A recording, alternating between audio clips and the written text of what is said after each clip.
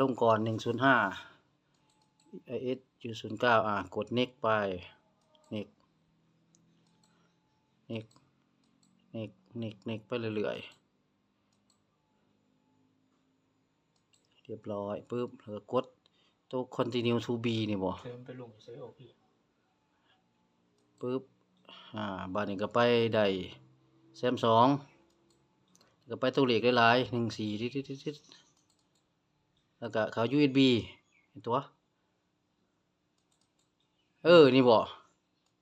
เฮ็ดจังได๋บัดนี้โอ้กอบทั้งเบิดนี่ตัวบูทมันนี่กอบไปวางไสบัดนี่ก็ไปวางตัวเทิงซื่อๆนี่แค่นี้บัดนี้เฮาก็บูทแล้วก็เลือกเป็นตัวใดไ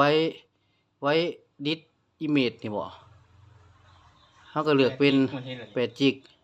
เฮาต้องติ๊กหยังบ่มึงติ๊กหยังมันคล้ายๆว่าตัวของเฮามัน8 จิก8 จิกอยู่แล้วหั่นดิใส่ชื่อตัวใดอันนี้รีมูฟตัวที่2เจ้าจากแผ่นน่ะอันนี้แหละบัดนี้เฮ็ดจังได๋บัดนี้ฟอร์แมตก่อนก็ได้หรืออันนี้บ่ฟอร์แมตก่อนฟอร์แมตสตาร์ทจืดกันข้อมูลข้างฟอร์แมตติด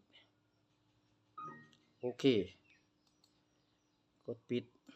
แล้วก็กดไว้เลยแม่นบ่ยืดอีกใช่เลยมันสิขึ้นในไสบัดนี้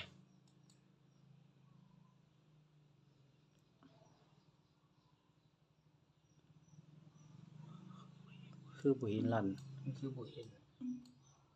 มันคาอยู่มันตึงๆอยู่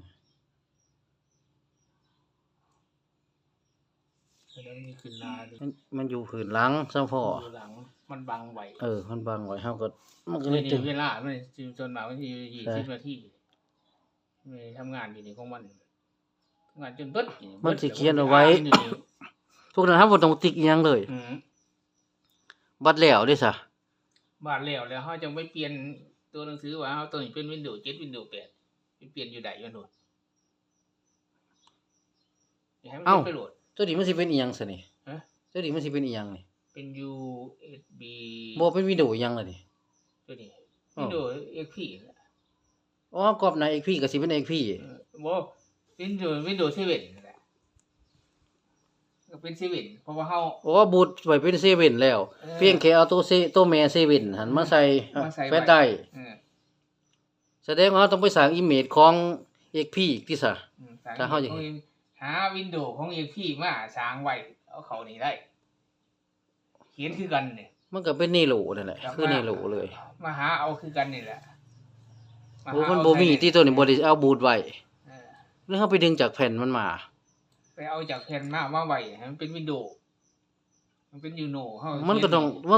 สร้างให้มันบูตถ้ากรอบมานี่มันบ่บูตไว้ไงก็คือ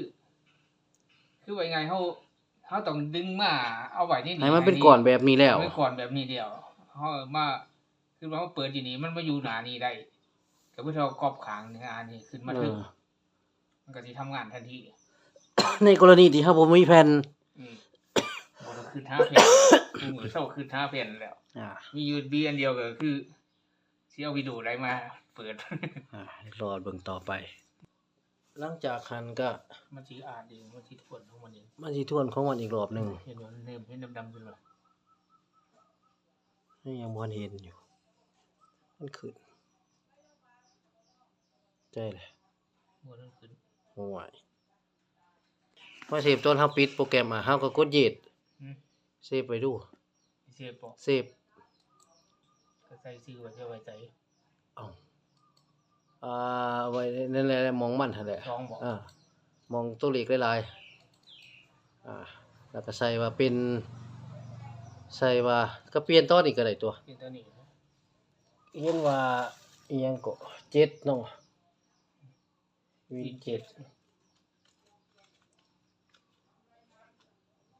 7โอเคเย็ด